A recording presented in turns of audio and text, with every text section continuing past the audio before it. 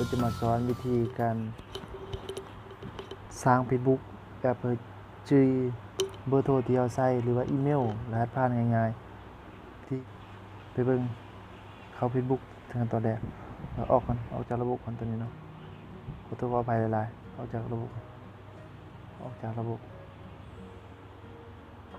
พราะ Facebook เขามีอยู่แล้วเนาะออกจากระบบโอเคหลังจากออกจากระบบเรียบร้อยเนาะมันจะตัวลุ่มสุดมันจะว่าสร้างบันทึกสร้างบัญชี Facebook ใหม่แตะเข้าไปเลยโอเคจากแตะเข้าไปตัวสร้างบัญชี Facebook ใหม่มันจะมาหน้านี่มีรูปลายๆที่ปันเขาแตะตัวเข้าร่วม Facebook เขาแตะตัวคัดไปเขาจะโพสต์ระบุชื่อของทานเนาะเป็นภาษาลาวแปลเป็นภาษาลาวซะคนลาวสอนชื่อเขียนเป็นภาษาลาวเลย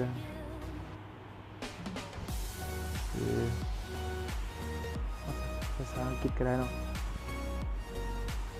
ชื่อตาชื่อสมุดชื่อเดือนนี่ชื่อแท้ชื่อเดือนหรืออันนี้ชื่อ Facebook สมุดเป็น Facebook ตานามสกุลของเราก็ต้องใส่แบบนามสกุลสมมุตินามสกุลแท้ซะนามสกุลS N S นามสกุลย่อเลยนี่มาจากย่อคำว่า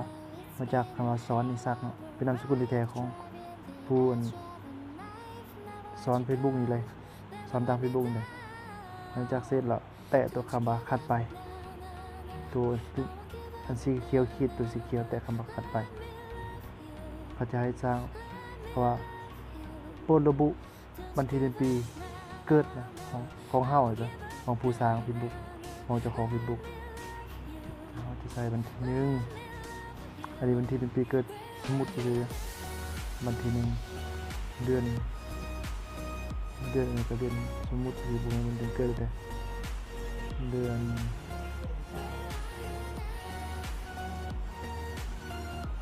นึงเนาะมกราคมปีนี่ก็ปีสมมุติเด้อ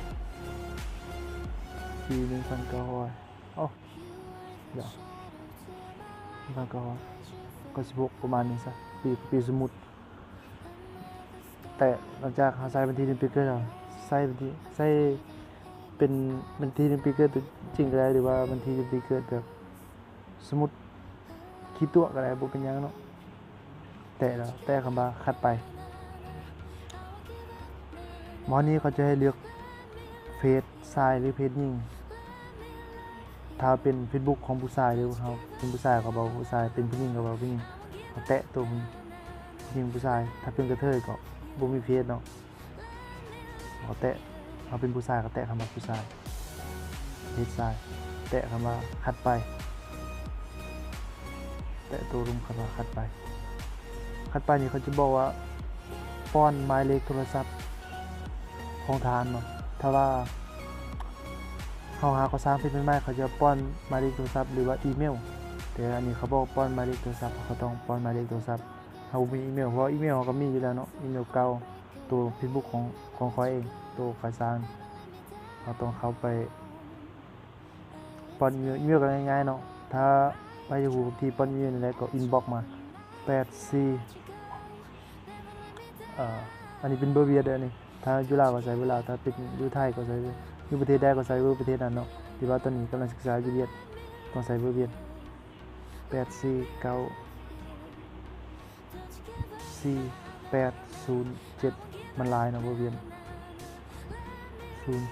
0041แตะตัวคำว่าคัดไปนี่นะภาษาลาวเนาะแต่ไปต่อไปจังนะรหัสผ่านเอาแบบง่ายๆสมมติเอาบันทีเป็นปีเกิดเท่าเลยเนาะบันทีเป็นปีเกิดเราเกิดบันทีได้เดี๋ยวเดือนได้บันทีเป็นปีเกิดของอันเดี๋ยวเป็นบันทีเกิดสมมุติซื่อๆเนาะรหัสผ่าน12เดือน11ปี1996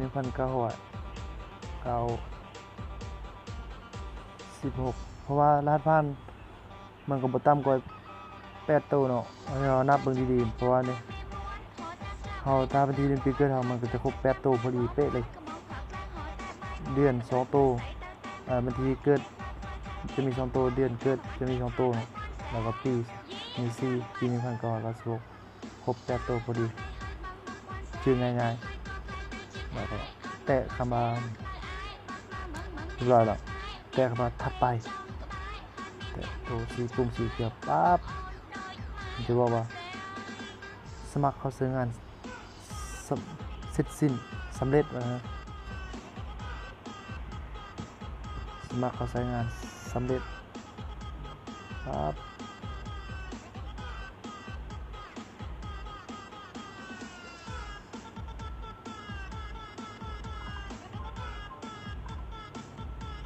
โอเค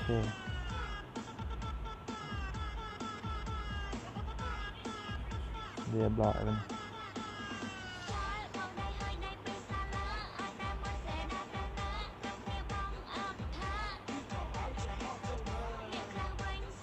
หมายเลขโทรศัพท์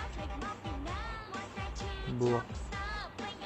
84948070041รับฟังก่อน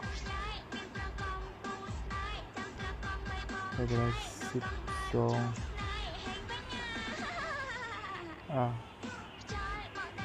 เดือน12 996ครบ4ตัวเข้าสู่ระบบบันทึกเรียบร้อยอีเมลมันจะมีอีเมลเก่าอยู่แล้วเนาะแต่เวลาจะสร้างอีเมลก็สร้างได้เนาะง่าย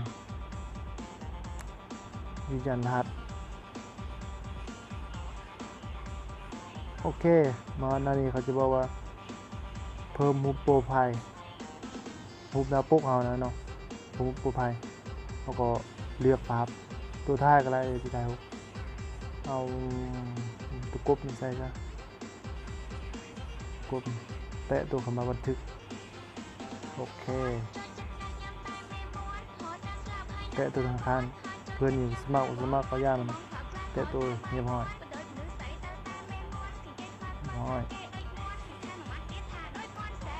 แตะตัวข้ามไป